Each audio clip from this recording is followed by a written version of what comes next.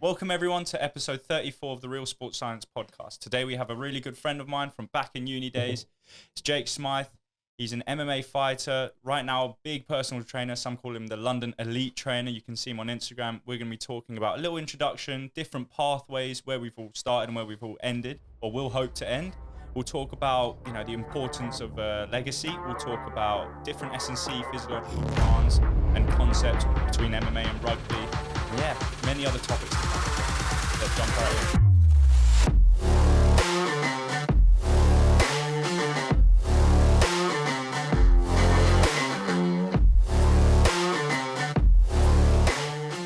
All right. Yeah, Jake. Hello. Nice to see you again. Nice Sweet. to meet you, mate. Nice to meet you. How are you doing? I'm good, man. How are you? Yeah, decent. So first of all, we just like to. Well, I know your sort of whole story. Obviously, best friends and all. But just fill David in on a little introduction. Fill me in. Yeah. Start your journey and how you've come to. Yeah, well, man, you gave me a great introduction. Obviously, my name is Jake Smythe, and me and Matt know each other from back in the day when I used to go to Worcester University. And yeah, obviously, I'm personal training and running S&C for people that work in the city, but also athletes in boxing and rugby, and also provide performance nutrition for them as well. There you go. Decent. So Worcester. Now here, I mean, it's a big jump. Are you enjoying? Are you happy with the sort of where you've ended up? Yeah, man, massively. Obviously, I'm always chasing that next step. But I'm really proud of the journey from where I was to where I am now, and sometimes just sitting in it and just being happy with how far you come is good. Oh no, 100%. And yeah, you mentioned journey just then. Was it an easy journey to get to where you were, or was there some struggle? No, not particularly. No. Not particularly easy at all. But yeah, I'm sure we'll dive into it a little bit more, but I'm very grateful for the journey. I'm grateful for all the setbacks and all the lessons learned, because I don't think I'd be who I am today. I don't think I'd have the mental resilience. I don't think I'd have the kind of the attributes that I have now if I didn't go through everything that I've gone through in life and just kind of sucked up and moved forward. We could end the podcast right there and it'd be a good one already. I mean, 3 minutes in, I'm gone. This is it. Mate, nice. That's all we've got. 3 minutes for you today. A little bite size. No, but you hear about all these people that go through adversity and they come out so much stronger. And I mean, think about how important is adversity, and do you think that was really important for you? Would you have ended up in the same place where you are now, content and everything, if you wouldn't have had that adversity beforehand? No, I don't think so. I think a lot of things have shaped me in my life. I think massively shaped me in my life. I think the area that I grew up in, certain struggles that I've had growing up throughout my life, even from a kid, and then troubles at uni, struggles there, setbacks with big injuries. I think a lot of things have shaped the way I am today. But I wouldn't take anything back. But yeah, I definitely think my upbringing and my environment and some of the setbacks I've had in life have really made me the man I am now. I mean, I think, obviously, if you could give us a little bit more, that would be great. But Sure. I could think about my stuff as well. It's probably not as intense, but yeah, just like little things. I think the reflection is also massively important, because once you get a little setback, if you're just there sulking in it, or not actually thinking, okay, look, it is crap to go through this, what's the next step I can take, then you're going to be willowing for 3 months, 6 months, losing yourself instead of making yourself better. So yeah, are you able to give a bit in one big struggle, say the biggest struggle that you had, or one that was most important? Sorry. Yeah, no, cool, man. I think the first thing, obviously everything's relative. So your struggles, my struggles, any struggles that David's had, they're all relative to you. This is the one thing I clocked when I was going through everything. People say, yeah, but you don't have it as hard as this person. I'm like, yeah, I know I don't, but it still affects me. Do you know what I mean? So it still affected me, and by all means, I believe in that. You do have to push forward. You do have to get on with things. You can't just say oh, that's it, I'm done with life. And just sit there and just be like, okay, cool, I'm just going to be a bum for the rest of my life. But understanding that what you are going through is real, and it might be affecting you, and that's fine. And you don't have to compare your problems to everyone else's. But yeah, so growing up, where I grew up was a pretty rough area, and I've always been funny about talking about it, because I never like to live in the past, and I don't like to whine and moan about stuff. But yeah, growing up where I grew up was pretty rough area, and that was quite anxiety provoking living around there. And then just other problems in and around my personal life, which I won't go too much into when I was younger, but stuff like that really, really affected me, gave me quite quite bad anxiety growing up, and I didn't actually know what it was, to be fair, back then.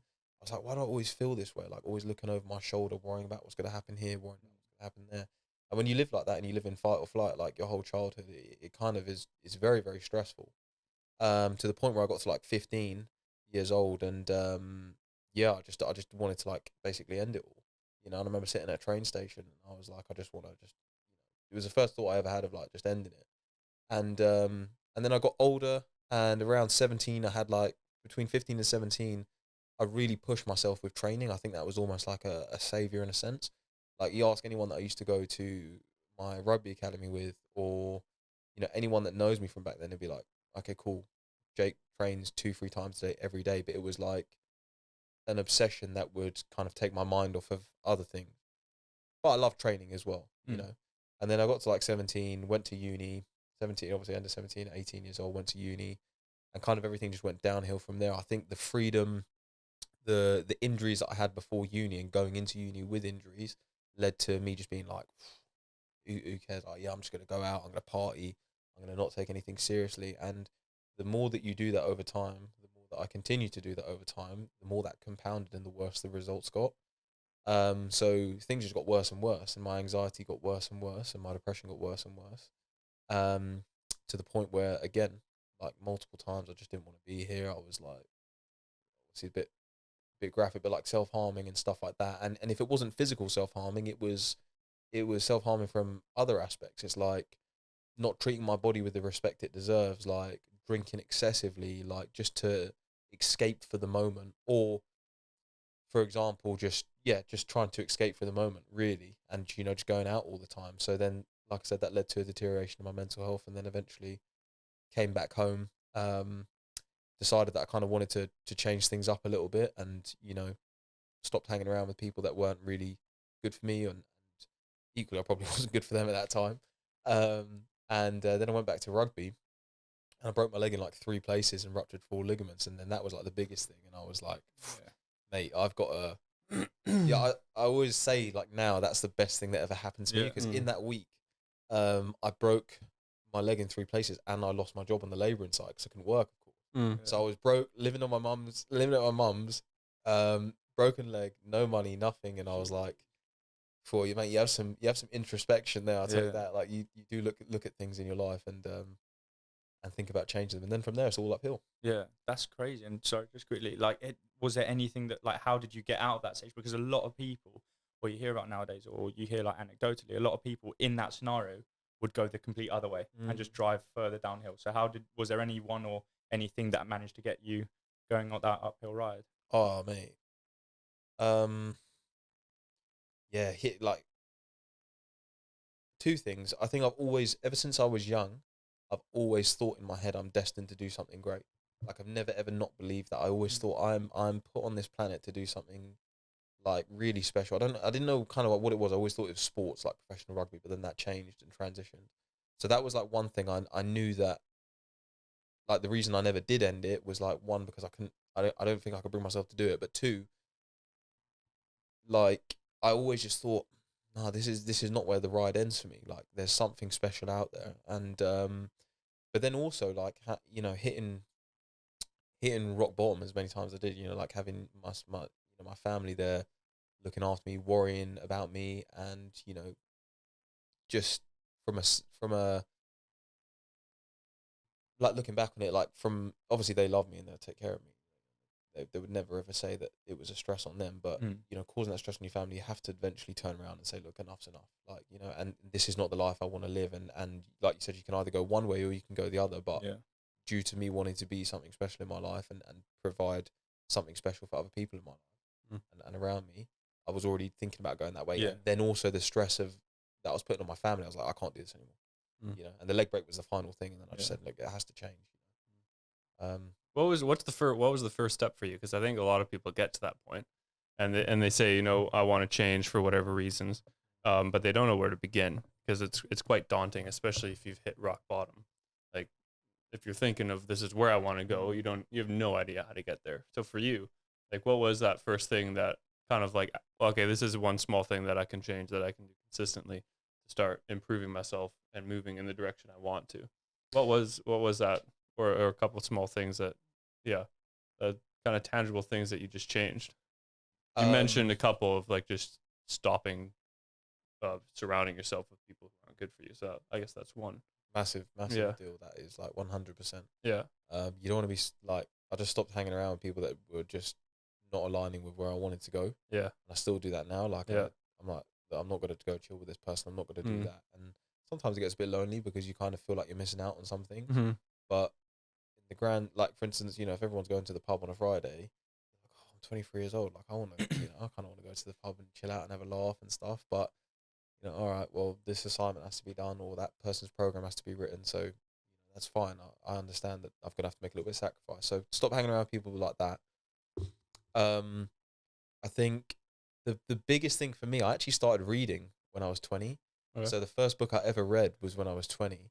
And then I started doing things like just making my bed in the morning. Mm-hmm. Like I know it seems so silly to people, but like just making my bed, keeping my room tidy, like really little things that I know I could do. And I just continued to do that. I dove into training. Obviously, like I've been training since I was young. It was a really big aspect of my life. So like I just immediately, like I had that work ethic to just go. Obviously, I wasn't in the shape, but I had the work ethic to say I'm just going to push forward and set a big goal and hit it. Mm. And yeah, and I started to do that. I started to train again. I wrote out exactly kind of where I wanted to go in life, and obviously that's changed, but the same sort of baseline has stayed the same. So I got this like blueprint off this guy. I can't remember what his name was, but it was like a 40-page blueprint. It asked you like loads of questions, and I literally wrote out what I wanted to do in life, and I mapped it out. So those are like some of the things that I did: making my bed, reading books, jumping on a YouTube self-development, like what do they call it when you go on one of those like late night on YouTube, YouTube spirals or rabbit holes of YouTube. Yeah, rabbit hole. Yeah. It was like a self-help rabbit hole like that. I just never like. Most people got like a rabbit hole of watching people fall off cliffs and stuff. Yeah, I'm watching this. Okay, that's just me. This guy's just watching people fall off cliffs. You got a rabbit hole over your rabbit holes are much better than mine, I suppose. Just a rugby jouet, innit? So that's standard, isn't it? I think we should definitely transition the podcast to David's like people falling off cliffs. Mate, just everything, like Pandora's box just coming out of his head. He's just like, I also watch like plane crashes and just everything like that. Dude, check this out. Yeah.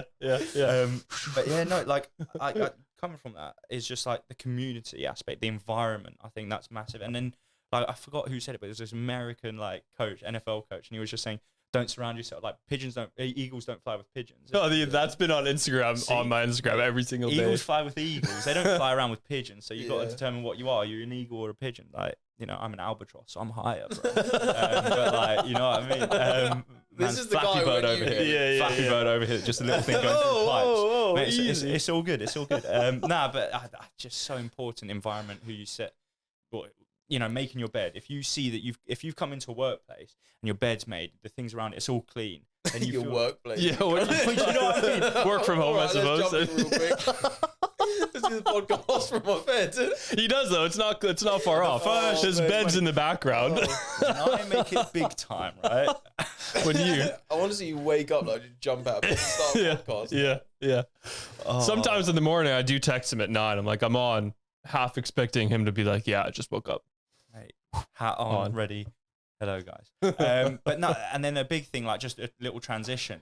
The issues with success now and how important sacrifice is. I mean, you know, is the culture today too soft? You know, are many of these people coming out dealing with adversity as much as like people in the past? But I guess, like as you said, it's relative. It's all relative. But I wonder if the culture today is too soft. Like, is it going to breed as much success as before? I think it's a broad brush to paint it with. Yeah. It's like, what does success mean to this person and that person? It's like, what do they actually want? I think a lot of people put pressure on themselves to be something that they're not. Like, as in, like you must say you're coming out the back end. Say you're just like, or not even coming out the back end of any struggle. Say you're just like a 22-year-old person, and you feel like you have to be this uber success to be happy in life.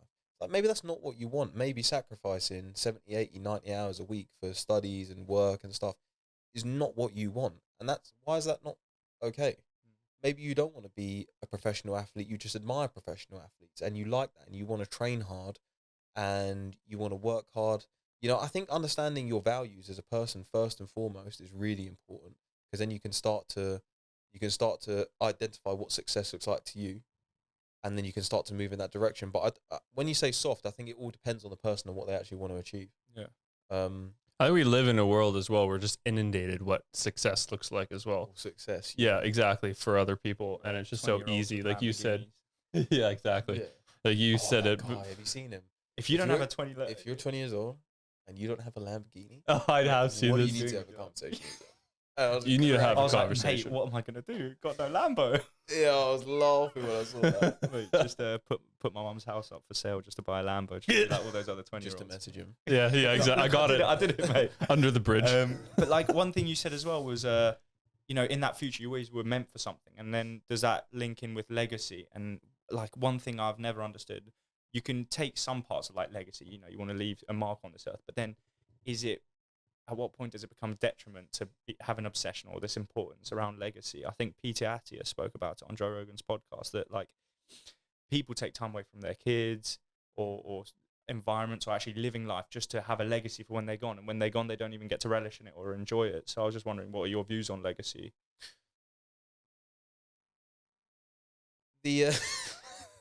Timely. Tim Grover, you remember Michael Jordan's trainer? Yeah. He spoke about it in his book Relentless. And he said about a time where his daughter came in and asked him, "Hey, Dad, like you're going again?" Like obviously he's traveling. And he said, "Yeah, you know, this is what Dad has to do to put food on the table." And she turned around to him like, I don't know, 5, 6 years old, whatever she was, and said, "Look, if I eat less, will you be able to stay?" And that's like one of those moments where you say like, "Oh, it's coming away from the kids." But I've come to the realization I don't think I'll be happy if I'm not doing. I don't even think I'll be happy. I actually don't. I know I won't be happy. So like, if I'm not pushing myself from a physical standpoint, if I'm not pushing myself from a mental standpoint, if I'm not developing personally and professionally, how good of a dad and partner and friend am I going to be? So, like I said, it comes back to my values. Like I value hard work. I value being successful in what it is that I want to do. I value achieving mastery over the things that I'm pursuing in life. So if I don't do those, I know where it's going to lead to. It's going to, you know, I wouldn't be a great dad. You know, I wouldn't be a great partner. So I think coming back to like your question about legacy, there are things that I want to do. It's not so much legacy. I think it's almost like I don't want to say an unhealthy obsession. I actually want to say just an obsession. I don't think it's unhealthy for me because I enjoy what I do. From a legacy standpoint, there are things that I want to do, not really like personally legacy standpoint, because like you said, one day we will be gone. I do want to achieve like big success, obviously, with what I do, but I do want to eventually open up a performance institute for kids, you know, where they can come down and they can, like, everything's paid. Like, you know what they have in America? You know, kit day, like $2,000 worth of kit. Like, and kids that have never even seen that, like, I want them to see what the highest highs look like when they're young. Like, I think that would be just an unbelievable motivation for them. Have the best trainers in the world. Have education on finances, not just on university courses and stuff. Like, still, obviously, if you want to pursue something, say like sports science, maybe. Say you want to pursue something in sports science, but you could also do money management, time management, practical things, you know, like, and eventually have that type of Nike-esque sports performance center, you know, completely for free for kids as well. I mean, that's massive, isn't it? Because, I mean, I guess the thing about it is giving those kids options. You know, because a lot of people, I mean, growing up, I was lucky enough to have it. Like, my mum and dad were saying, like, you know, do whatever you want. Like, they pushed me to do every sport so that I could try every sport and then figure out which one I liked. Wasn't good at any, sick. But sorry, yeah. You want a tissue? Sorry, Mum. Sorry, Dad. Yeah. Still a disappointment for one day. But like, even with courses, they weren't like, my dad's a banker, and you know, he didn't push that any on me, but he did try and say, look, have you ever thought about money? Like, how does money work? And we would just sort of have these conversations from there. But you know, you hear about some people who've never even had those conversations or don't even know what that is, but yet when they go on like a YouTube rabbit hole, like, actually, this is my calling. I find this so interesting. And maybe if they're taught, as you know, if you manage to come up with that, that'll be amazing, because giving all these kids options to see what it looks like at the top, to get an environment and surround themselves as great as that, I mean, that's all you could ever ask for. But that's such a valuable lesson your dad like taught you, having those conversations. Like, I've never had those conversations with anyone. Like, you know, that's stuff you have to learn along the journey.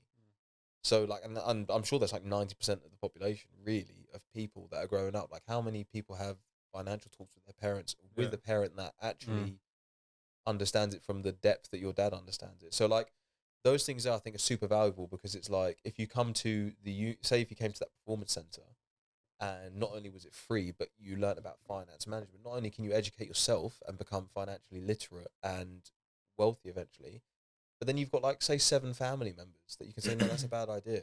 Look, this is what I learned. This is what I've learned. Like, don't do that. Put your money here. Do this. Do X, Y, Z. Like, and then you're able to impact your community a lot better. And I don't know what the maths is, but you know how they say like one person will impact X amount of people. Oh yeah, like how it feeds out. Then 2, 4, and then you know that obviously is something massive as well. So, and then maybe just like a bit more wealth in lower income areas, you know, and stuff like that eventually. Sorry, I'm trying to focus with this guy just this manhandling the mic next to us. I'm picky with my mic So, location. guys, hello. See that right hook? Mate, MMA. Speaking about MMA, Wait, we still got to try that sport for you. I'm just seeing fireworks for the next 10 minutes. Each round, just chucking it. Go, Matt, you're doing brilliantly. Jake, Throw the towel and go. My nose just getting bigger No, and you're bigger. right, pal, you're right, keep going. Mate, taking a knee every like 10 seconds just to redo it. Boxing knowledge. But like, speaking about sport, actually, as like a PT S&C coach, and I think we can all respect the different physiological demands that rugby and MMA have, and you've played both. So I was wondering, like, what are the different physiological demands that you've experienced when programming for yourself or for others? I think the physiological demands aren't too dissimilar in the sense of, you know, okay, cool, you're going to need to develop maximal strength, power, speed, agility. All of those relate to those qualities relate to both sports. I think the biggest difference that you're going to see in MMA, the one that I notice the most, is going to be energy system development. Like, mate, how many times have you played a game and, you know, you can get away with standing around for a bit and you know, then doing a sprint and then kind of standing around for a bit, then doing a sprint. It's like in MMA, you need to have such a well-developed aerobic and anaerobic system. It's just unbelievable. Like, one, repeated flurries in terms of like, if you're doing big combos, like you're going to need to develop your anaerobic systems in order to recover, or in order to produce that power, but then to produce it over time as well. And then from an aerobic standpoint, you're basically like, I mean, that whole fight, you're going to be like at threshold or above.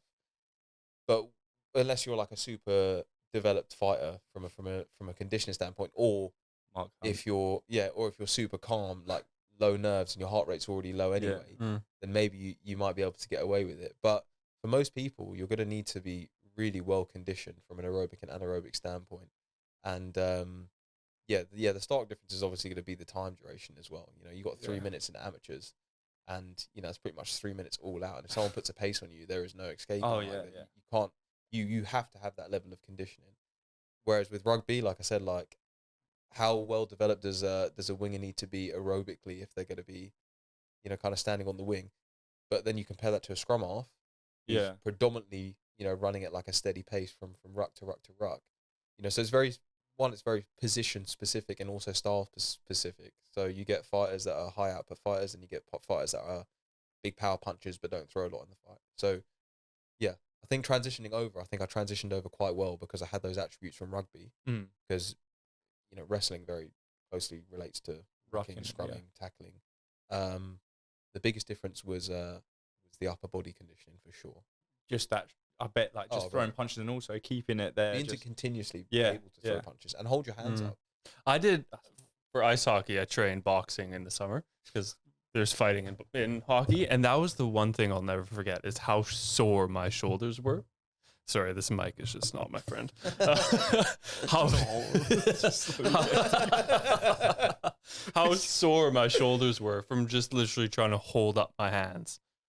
When you're just holding your, like, you got to think, I don't know, like say you do sparring, say you do like 8 rounds, you're holding your hands here, or let's hope you're holding your hands here, and then you're throwing shots, like you don't understand how tiring that is from an upper body perspective. Like, so when it comes to your training, you need to be like, okay, cool, I've got to do more upper body conditioning. That's why I prefer to program in like a salt bike for athletes for off-feet conditioning when it comes to for fighters for off-feet conditioning, and work on developing their vascular network in the upper body, because if you can't recover in between those bouts of exercise, you're going to be just absolutely knackered and fatigued. And trust me, I've been there in sparring with a guy that was like 20 kilos lighter than me, and I was super just floating around. Mate, he was just lighting me up for the whole round. It was like third round in. Everyone, it was like first time I come down to my gym. It was like third round in. Everyone else was slowly but surely, I remember this. I was like, oh, everyone's sparring really light. I was like, everyone's sparring really light. And then when it would come to me, it'd be like, yeah, it's like time to switch it on. Now, I got pieced up by like 4 people in a row. And then the last guy they put me with was like a 70-kilo fighter. And I was just knackered. And he was just like, pap, pap. Every time I put my hands up, big body shots, 1, 2 body to the body, back up to the top, pap, pap, pap. David, I remember you, by the way, wherever you are. David, I remember. And yeah, and then after that, you've realised, shit, man, my conditioning is 1, terrible from like all round, but 2, yeah, you have to develop that upper body in terms of a conditioning standpoint. I have a question about more technique wise, because there seems to be such a balance between being calm and being patient and not rushing, and also staying with whatever game plan you and your coach have come up with for that fight, but also being able to turn on the aggression and being able to kind of change depending on what the boxer or what the fighter in front of you is doing, or the situation that you find yourself in. So how do you train that, or how do you as a fighter kind of approach that to balance those 3 things? What is in so how do I approach staying calm in the fight and switching on? And yeah, kind of the patient side of things, and then also the aggression and going after it when you see that opening. But probably the worst person to talk to about that. Have you seen his fights? I don't know. You're 3-0, so not too bad. In my last fight, actually, was probably the time I felt the calmest. Like, with the guy, I don't know. I just watched that on the train. I watched his first fight. It was the best thing ever. Just rushed the guy immediately. Yeah, that was terrible. Oh, talk about gassing out, mate. Jesus Christ. You're like, I gotta knock him out, or I'm not coming back for this. Oh, dude, man, that was gassing out right at its finest. And the worst part is you go in there and your heart rate's already like 30 beats above per what it is. Like, say my resting heart rate's like mid-50s. Yeah. Mate, I go in there and it was like, oh yeah, resting heart rate's like 85. I'm like, 85? I've just had a conversation with my coach. Like, what are we talking about? Like, I've just arrived, you know? So yeah, you gas out hard on that. But yeah, so managing, I would say I don't actually feel angry when I go in. I don't feel angry, and I think if you are angry or you're feeling overly aggressive, you kind of put yourself at a disadvantage because you're really tense for one. You're probably not breathing correctly, so then you're just going to gas out quicker. Also, just that being a bit more loose in the shoulders. Like when you're angry, you're aggressive, you're like kind of tensed up. Yeah. So it was like a Aldo versus McGregor, perfect example. All that pressure, and then he just went in with one shot and then got clocked in 13 seconds. Yeah, and you make bad decisions. You know?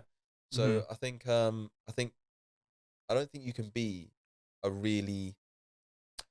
I think what you're talking about, when you see fights, you'll see aggressive 10, 15 seconds. Like when someone's getting I think that's some guy get on top and like crazy finishes. Yeah, I don't think I mean aggression is like anger, but being able to be patient and relax. Explosive burst. Exactly. Yeah. So, I think that's what I'm more getting at. Yeah. I think it's gonna be like very much dependent on your confidence to actually step in and maybe potentially take a shot to give off your shots. Yeah. Some people don't really like getting punched. Right. 2, I think it's going to be like specific. Okay, is that guy gassed out? Is this the time to attack? So you've got to be like patient in a sense. Yeah, because you have to be able to make all these micro decisions so quickly. I was listening to interview that you had. I think it was after not this past fight, but it was like a year ago or something. And you said, because I noticed he has like a karate style. No idea what that means, but that's what you said. And so I was thinking, man, like you have to be in that fight, coming in with the game plan, knowing the fighter that you're fighting, but then also realizing what you're looking at. Yeah. And I think because it changes so quickly, it's not like, well, for me, ice hockey, like teams will have certain systems that they play, but in comparison to a punch thrown, that's slow, right? Like in comparison, a punch like that happens instantaneously, and you have to see what kind of stance or whatever he's doing and then switch to kind of match that, or then to match your game plan to that. That's like unbelievably high level. Like to get to the point where you can look at someone's feet and look at their hand movements and then be able to when I plan if I had a game plan for someone, the last guy I fought was a taekwondo guy. Right. Like taekwondo, okay, cool, he's gonna kick. Okay, cool. Hands up, try to step into boxing range and throw punches in the pocket. Because realistically, these taekwondo guys, these karate guys, how good are their hands going to be? You know, and I've watched their videos before. I'm like, okay, the last guy I fought, he punched a little bit in some of his fights. The guy I fought before that, he's like a point karate type guy, I think, or like a kickboxing guy. A lot of that is stop and starting. So it's landing the big kick or stepping in with one punch. There wasn't many combos. So I thought, okay, cool. If I can just nullify his legs and just step into a close range with him and either wrestle or box him, I'm going to win this fight. Mm-hmm. So, like, I think from a very basic standpoint, at the amateurs at least, when you don't have that really high level knowledge and decision making and calmness and coolness under pressure, then you just have to be like, okay, cool, what do I need to do? All right, this guy's a boxer. Maybe don't box him. You know what I mean? Like, this guy's an elite level boxer. Maybe just try wrestle him and take him down, and that can be your game plan. And then you've got to stay calm and almost focused on actually executing that instead of thinking, because what can happen is, and I've done this before, someone can punch you and you think, yeah, I'll step in with you. Like, yeah, I'll step in with you. Like a couple guys down at my gym, like, oh yeah, you want to throw head kicks? Yeah, I'll throw head kicks with a black belt in karate. It's like, no, probably not, man. I'll probably just take this guy down and have a little wrestle on the floor or something. So you got to humble yourself in that fact and stick to what you're good at and what's going to work in the fight. One thing is, do you follow this guy on Instagram, Robin Black MMA, who can break down? Oh, you got to check him out after. He breaks down like little moments, key moments in a fight, and just be like, see, this is the fighter just like feinting, and then now that he's got him with that hook, he's just come like just mate, you got to watch him. You should watch Barry Robinson as well. Have you seen him? Barry Robinson's like the OG of breaking down boxing. Really? He breaks down all fights, like martial arts fights. Oh, this guy does MMA, but yeah, I mean, it's amazing just to be an outsider. I'd love to get involved, but like just being an outsider and watching, just learning from that point of view is just crazy to see how much thought goes into them. And they're doing it in what, as you said, like micro decisions. We're talking like less than 1 second. Someone's just thrown a head kick. Okay, how am I going to combat? It's just ridiculous. I don't get it. But in terms of those physiological demands I mentioned earlier for MMA, a great guy to watch on the UKSCA website is Duncan French, who's the head of performance at UFC. Yeah, I've seen Duncan French. Yeah. Yeah, go on. He just breaks it all down and just, as he said, one big thing is UFC's changed now in the sense before it was just the fights are going longer now. Before you could just get some guy who just swing and then bam, the guy's out like Roy Nelson or something. Nowadays the fights, there's more. I forgot the percentage or the stat, but nowadays the fights are going like all 5 rounds or like championship rounds. And it's just like, how do you combat that? Like, how are they programmed differently? The upper body demands. So just being able to repeatedly throw hands, just covering, it's just ridiculous nowadays. So if anyone's out there, just give that a watch because it's 50 minutes and it's just crazy. Yeah, that's class, man. That's the big thing as well. Like, one of the biggest things I do with my fighters when I do their testing at the beginning is 60-second heart rate recovery, resting heart rate, like seeing how those improve over time. And then the goal is to try raise their aerobic threshold as well. Yeah. Because like 5 minutes, that's predominantly going to be aerobic with obviously anaerobic bursts of activity. Yeah.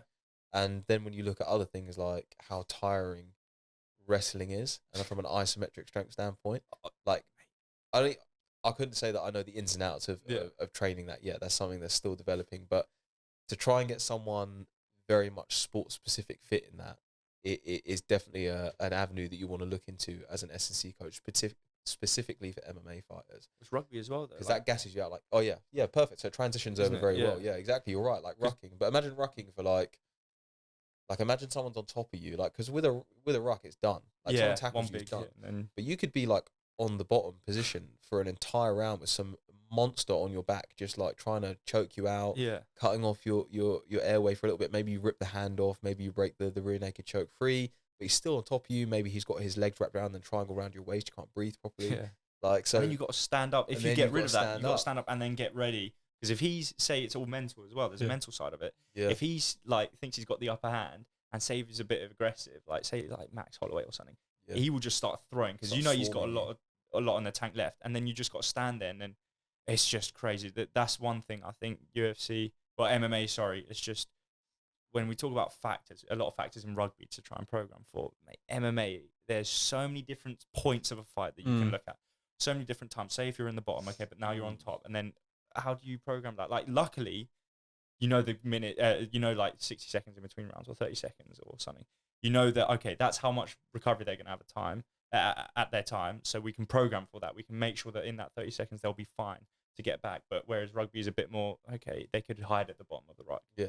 But not so much in high level, but yeah. Yeah. But you still do get breaks. Like, it's like, but I just think with both sports, you really do need a very well developed aerobic system, because that recovery period you need to be able to replenish those ATP stores like as quickly as possible and bring your heart rate down as quickly as possible. But if you have like a really shitty aerobic system, how are you going to do that?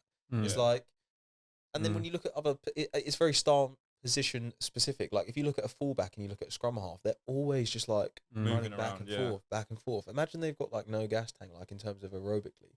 Like, you know, how quickly are you going to get to the ruck? How good are your decisions going to be at that ruck? How quickly are you going to tap into anaerobic fuel sources and then deplete and fatigue?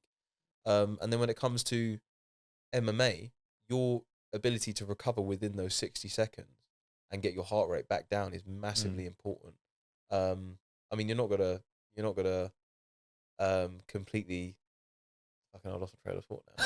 I know. He was literally asking, why is he smiling at me? He just went. I was trying to think of a point, and then I was just like, "God, it will come back to me in a minute." It's so interesting that you mentioned the aerobic system as well, because I think a lot of people overlook that, especially for in comparison to other endurance sports, quick sports, right? Like MMA. In comparison to, you know, aerobic sports, they're very fast and short. So I think a lot of people look at that and be like, oh, it's very anaerobic, so let's build our anaerobic system and forget about the aerobic system and totally forget about things like you said, bringing heart rate down. Like, how do you do that? Oh, well, if you can do aerobic training, improve your blood stores, improve, you know, hemoglobin, red cell count in your blood, you know, all that base in your aerobic system is just going to help your anaerobic system not even have to turn on as much, you know? Absolutely, because you're raising that threshold, yeah. Yeah, exactly. So it's very interesting that you mentioned that, because I think I've had some conversations with people who work in a predominantly,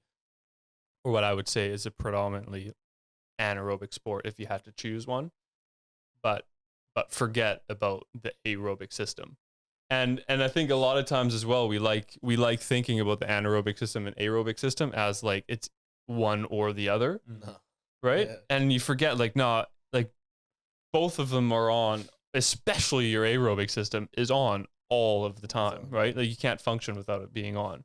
And so that is always working. And if that's weak, even if you're working in your anaerobic state, like, you're not going to be able to recover as fast, especially like you said, then you only have what, 30 seconds? Yeah, 60 seconds. 60 seconds between rounds. Like, the most conditioned guys in the world, like you'll see them. Like, for instance, I don't know, like Nate Diaz. Nate Diaz used to do triathlons in the off-season. Yeah. Like, look at Nate Diaz's engine. Yeah. Like, Nate Diaz's ridiculous. cardio is crazy. Like, Kamaru Usman. Yeah. Like, swimming, like, I don't know, like 80 lengths a day or something crazy or whatever. Like, do you know what I mean? Like, Yeah.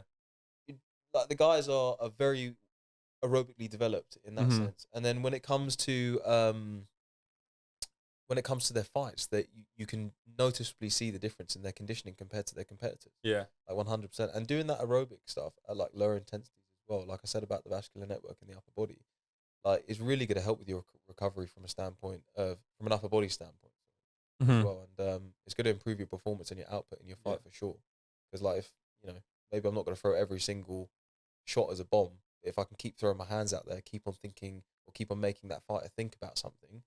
Not that I do that at all. I'm just like, stand in the pocket, just throw massive hooks. Like, but like, hey, it worked though. Yeah, Knocked him down. It works. It works. But my boxing coach always says you need to make them think about something. But you know, you need to have that conditioning there.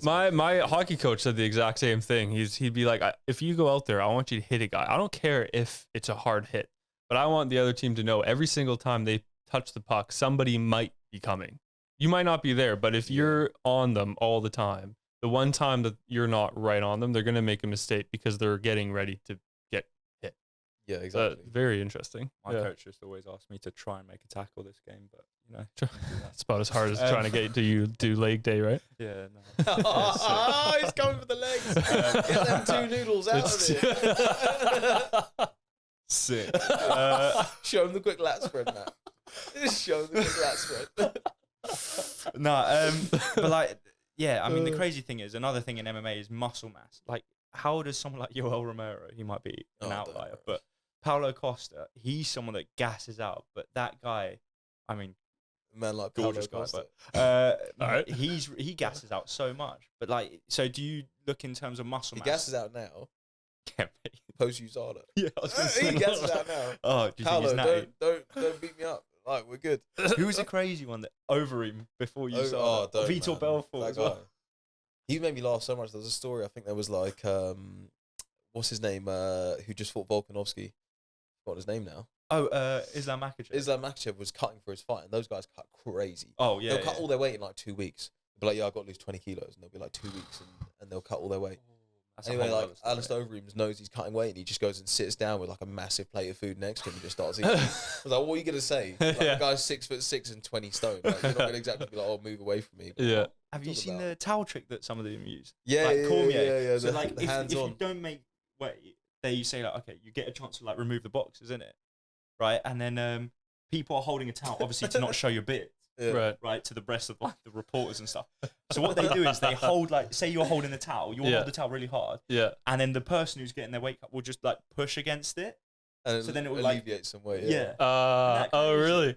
And Yeah. then Have you ever seen the guy that did the weight? Sorry to interrupt. Have you ever seen the guy that did the weight thing and he missed weight by like 8 pounds? He was like, "Hey, do you mind if I just weigh him?" I think he was like tried to take off his boxers, like after, as if 8 that was gonna make a pounds. difference. Holy And smokes. then there was like Greg Hardy who like missed weight by like 4 pounds, and he was like, "Yeah, I'll be back in a minute." Just like went and took a shit and just came back and made weight. And I was just cracking up. I was like, "There's no way this guy's done this." You know, just come back in and made These weight. fighters, I was man. like, That is hilarious. oh, that's too good. Making weight is a really interesting one, and you do a lot of, you're starting to do nutrition. No, have I you do d- nutrition, yeah, Starting to do nutrition, but that's something that you want to do more of down the line, right? more in the sports performance side of things with athletes. So I work Oh, with some right, athletes more now, but endurance, right? I want to develop my coaching more around endurance-based athletes. Right, I work right. with a few professional high rocks athletes, boxers. Oh, But okay. yeah, I just want to expand more on that because I really enjoy Mm. the challenges. You know, How do you approach athletes cutting weight? That's always Cutting that's weight's, always a huge topic. I mean, it's scary, isn't it? Like, have you seen those before, like the Conor McGregor pictures of Yeah. him, like 145, 155, and 170? Yeah. Mate, it's scary. And then you see like Chris Cyborg. Have you seen Yeah, when she's yeah. in that bathtub and she had it's to just leave. Like she had to leave the UFC because she couldn't make the weights anymore. yeah, Like, Mm. like she's crying. It's Yeah. quite distressing to watch. It Like, is. She's crying in that bath. You can see the steam coming off, and you're just Yeah. sat. And I think there's obviously a huge physical side. So just be interesting. How do you and we'll go one at a time, I suppose. How do you kind of prep an athlete or approach that from a physical standpoint, knowing that they have to drop however many kilos, but still perform at a high level for whatever sport they're doing? And how do you approach it? Probably more kind of longevity important psychologically, which is probably the harder one of the two. psychology's so big, Mm. and obviously, like, you know, I'm not a registered dietitian or anything like that to go into those things, but a lot of people that cut weight, Yeah. if you actually look at the studies, Mhm. a lot of people have, you know, developed eating disorders over Yeah. time, Yeah. and you know that's something you have to be wary of when Yeah. you're developing a nutrition plan. Does Yeah. this person have a healthy relationship with food? Really Mhm. common with women athletes, especially. Yeah. Are they coming in with reds already? Yeah. Yeah. Yeah, exactly. Yeah. And so that's like one of the first things too. Like, is the weight cut realistic? It's like you get some people, yeah, I've got a fight in 8 weeks. Or, you know, say I do body transformations as well. Oh yeah, I want to get shredded in 12 weeks. Like, okay, well, how, like, let's look at your body fat percentage. Let's look at how much weight you have to lose. Okay, we're not going to lose 25 kilos in Yeah. 12 So I weeks. got some numbers for some liposuction here. If you want. Hit me up. And yeah, so like a realistic timeline Yeah. for one. Yeah. You know, like, okay, manage those expectations. Is that a healthy weight for you to make for this fight, or is it a healthy body composition for you to get to in this period of time, an amount of weight to lose? Next up is like, so first of all, the relationship with food, making the correct timeline, understanding what's going to work for them, what foods work well for them, what do they enjoy, how much connection, you know, do they need with their partner. So for instance, if someone has a partner, realistically, are they wanting to go out once a week with Mm. that partner and go and enjoy Right. some sort of social connection after a hard week of training? Can we Right. fit that in? Can we have a less restrictive diet? You know, Mhm. do they want really plain foods, or would they like a tub of Halo Top ice cream once a week? You know what I mean? So Yeah. Yeah. managing their diet for that, and then kind of like backwards planning. Mhm. If they've got to make weight for a fight, then they want to be around 8% out from their fight week come the beginning of fight week, and then from there you can manipulate sodium, water, Mhm. fiber intake, carbohydrates in order for them to make weight. And then Mhm. the last little part you'll do by an Epsom salt bath, or just a hot bath, or jumping in the sauna. Right. So yeah, you decide the timeline. Okay, cool. Let's use a fighter as an example. You need to make weight. All right, you weigh, let's say, just easy numbers. You weigh 100 kilos. You want to fight at 84. We need to be 8% out by fight week. So cool. You need to be 90.5. We need to make sure that you have a high fiber diet, high carbohydrate diet, relatively moderate to high sodium throughout. And then when we get to fight, we can manipulate those variables in order to drop that weight, and then maybe you have like 3 kilos to lose in the bath. That's if you want to cut water weight. If you don't want to really cut water weight and you just want to diet down, then by all means you can. But depending on how high your body fat percentage is at the start, you have to take that into account, because if they're already a pretty lean individual, then seeing them down at 2 to 3% body fat come fight day is not going to be ideal. Dude, you're shredded, man. It's time to step on stage. Let's go. What are you exactly trying to throw arms? Yeah, exactly, man. Have you had to have a tough conversation with an athlete? Maybe if you've started and like, no, this isn't this, or if they come to you and this is what I want to do, and you have to have that conversation of that's not realistic. How do you steer that conversation then to make that positive and not let that conversation just go, no, you can't do this, and this is why? I've not to have that conversation yet, because I haven't had anyone come to me from a fighting perspective with a crazy number that they're trying to get. But if I did have to have that conversation, I'd probably say, look, what's the realistic chance of you kind of moving up this weight class? Are you going to fight that weight class anyway? Sure. Are they going to do it anyway, regardless of whether you help them or not? Right. Okay, cool. You're going to do it anyway. Okay, fine. Well, let's do this in the best and healthiest way possible. And then next fight, let's plan a reverse diet so that we can keep your weight down, so that you don't have to keep on doing these drastic weight cuts. So that you can develop a healthy relationship with food. Yeah. Because I've been there before where, like I've had a really unhealthy relationship with food through weight cutting, which is something I've never experienced before with rugby. And doing excessive, I mean, mate, I cut a stupid amount of water weight one time, because. Was that photo shoot? Oh, no, that wasn't photo. Okay. That was when I had my second fight. Oh, okay. Just like my relationship with food was really off past my first cut, because I went so hard, rebounded the other way, and now I keep my weight at like a really good level. So, and got really healthy relationship with food. So I'd say to them, like, okay, cool, post this fight, we need to work on maintaining a healthy body composition for you, something that's realistic, and also, building really solid habits around steps, hydration, recovery, so that you can keep that weight at a good level, making sure that you have, really tasty, healthy meals that are healthy. Really tasty meals, whatever that means. Really tasty meals that are going to support your training and provide you with energy on a day-to-day basis. That isn't too restrictive, that keeps the foods in that you like. And then if you can build that plan for them post-diet, the likelihood of them rebounding and going the other way, as long as you manage their calories, is going to be much lower. So I'd say that would be the best way to go about it. Yeah. Yeah. That's great. Yeah. Some long-winded answers I'm giving. No, that's good. No, that's good. That's good. So, like, do you, just coming at the end of this sort of section, do you have any like tips or tricks that you use that are like nice, or like say little templates that you can use when programming, say, nutrition, diets, or programs as well for these fighters or for these athletes that are coming to you? From a macronutrient and calorie standpoint, it's very specific to the energy demands of the day, and to the individual. What their resting metabolic rate, what kind of NEAT they're getting in on a day-to-day basis. All those things you have to take into account first for them. In terms of practicality, like I would say, I usually go for about 2.2 grams of protein per kilogram of body mass for an individual, but you can go a little bit higher to 2.5 if they're cutting weight, if it's quite a drastic weight cut. Reason being is because you might start to break down protein as a fuel source if you're going really hard with the diet.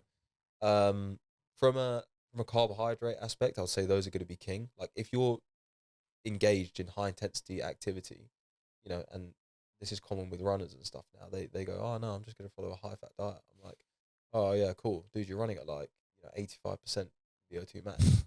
You're not oxidizing fat, bro. Like you are sprinting essentially. Like, so making sure they know that carbohydrates aren't like the enemy, and what kind of carbs they want to have pre and post workout. High glycemic carbs that are going to be easily digestible and rapidly absorbed. That's going to be really beneficial advice for them. And then I'll just give them like probably, this is for the viewers as well, probably like a little list I'd give to someone if they needed a bit of advice on that. And then in regards to macronutrient intake, there's like a really simple guide you can follow, just to sum it up. It's like a 3-2-1 approach. 3 grams per kilogram body weight of carbohydrate on training days, 2 grams per kilogram body weight of protein on training days. I would go a little bit higher. And then 1 gram per kilogram of fat intake on training days. And then you can just manipulate the carbohydrates for a rest day. Yeah. That's a really good place for someone to start if they're a fighter trying to make weight, I reckon. Amazing. And then last from me, do you outsource, or do you program your own stuff, or do you outsource it? And if, just simple. No, yeah, no, I don't. Good question. I was Nice, going to ask good the one. rest of it, Good but I was one. like, actually, wait, I need to answer this answer. So No, go on, let's do it. What was it? do you outsource it? Do you Yeah, I outsource outsource it. Yeah. Why? There you go, that was the second part. Nice. I don't want to do it. I don't want to sit there Yeah. thinking about how many decisions do I want to make a day. How much stress do I want to put myself? No, man, just give me the plan. I'll follow it. Do you feel like, because one And thing also, I don't do know is, that as much as these people. yeah, It's like what It's tough. It's tough building yourself a plan. even like once I do the rugby lads, their programs, I go to mine and I'm like, you can easily cheat yourself as well. Yeah. If someone sends me their program, I'm like, okay, sick, I'll do it. I trust them, I'll go. And then I just won't cheat myself. But if I'm doing my own program, I'm like, won't do 8 reps of like bench today, I'll just do 6 or something. You know, like I just want to hit that big weight today or something. You know, you get bored of the program or something like that. Yeah, I guess outsourcing is better. But it's weird though. It's a weird concept to me. Like if you know all of this, why don't you program it yourself? But then that's the thing that everyone Yeah. says. It's like everyone's always got these bite-sized like little clips that if I thought you was a nutritionist, why don't you program your own nutrition? Yeah. I made weight for my last fight, fine, yeah, but I don't want to do my own nutrition. it's long. Yeah, It's extra thinking. Like I made weight very healthily, like did the whole 8% thing that I just mentioned. Like did all that, made weight perfect, refueled perfect, just to prove that I could do it to myself. Like I just thought, okay, cool, I can do this. I don't want to. I don't know as much as my nutritionist. My nutritionist got like 4 degrees and is doing his PhD. Okay, it takes time to accumulate that level of knowledge. He knows a lot of stuff that I don't, and it would be. You have to humble yourself and be like, you'd actually have to be like very arrogant and egotistical to turn around and say, oh, I know more than this person. So instead of that, I think, okay, cool. 1, I'm getting a wicked nutrition plan. yeah. 2, I'm learning off this guy at the same time. 3, I'm eliminating extra stress from my life that I just don't need to have. And then, like you said, when it comes to writing your own program, how like objective can you really be? Yeah. And also, how much energy have you got to make the right decisions after you've written? How many programs you got to write? Yeah, for rugby? yeah. What, like 30? Yeah. I mean, like obviously I'll try individualize it, but yeah, like That sounded like one. All right, lads. Writing All right, 30 lads. programs. Yeah. specifically for each. Can I get some month. milk Let's go back today? to the. Nah, mate, get out there. I've broken my right arm. Yeah, mate, that'll be fine. Just go bench press. Bilateral is fine. It's Little bench you got to figure work your out. bilateral movements. Come on. Bilateral chest. Arm hanging off. He's there just in the gym, just trying his best. Comes back with it rebroken. I'm like, mate, come on, what are you doing, man? It's the other one. Yeah, motivation, man. Yeah. Soft. Just- People are soft these Where's days. your Lamborghini, man? Come on, bro. But yeah, no, there's so many different. For me, it's motivation, I think, and I think it also depends of what your goals are. Like if you're very serious about wanting to take it the next step, like you said, the stress that you could probably alleviate and the time that you could then put into whatever, or have just more energy going into it, or then having motivation, like you said, learning. I like how you said that. But if you're just doing it for fun, or maybe you want to try out what you write. Do I actually write good programs, or is everyone just telling me I write good programs, but I don't really? So I guess it really depends, kind of, where you're at, what your goals are. Yeah, I go back and forth. Like for the longest time, I wrote my own plan, and now I'm at a point where like I don't have enough motivation to write my own plan and stick to it. I don't think it's motivation. I think that's accountability is really big. But I think like how much are you doing at the moment? You're doing your PhD. What do you coach as well? Like you, I don't coach. Just do this. do the lecture. PhD Do this, podcast. and then- okay, you're coaching. You and then work on the side. you're Yeah. doing okay. So you're doing quite a lot. Like, do you know what I'm saying? So, Yeah. Like, it's not even motivation. It's just be realistic with your time. Yeah. Like if you're I'm going to sit down and do my program, or am I going to go spend X amount of time with my friends today after I've just pulled like a 60-hour week or something? You know what I mean? It's like, Yeah. I'd rather just pay someone £170 per month to just write my program. You know what I mean? It's like, Yeah. it seems more logical for me, I think. that's a big thing. You can learn off it. Like once that That program is cool. that program will never go. Do you know what I mean? Like why after did you you do that? Why did you do Yeah. this? and then you can keep it in the locker. You got those answers, so that if you stop, like maybe after 3 months or 4 months, you stop like paying him. You've got them in the locker, and you know the reasons why. And an S&C coach, a good S&C coach, mate, they want to make you better and also want to feed you knowledge. They love know what I it. I was just about to say that. Yeah, because they don't want to give you a program and then you go, oh, sweet, cheers, and then not hear from you ever again. They want to share the knowledge. They want to share. Like, I love it when guys ask me questions and they G-check me. Do you know what I mean? Yeah. Matt When loves the sound of his own voice.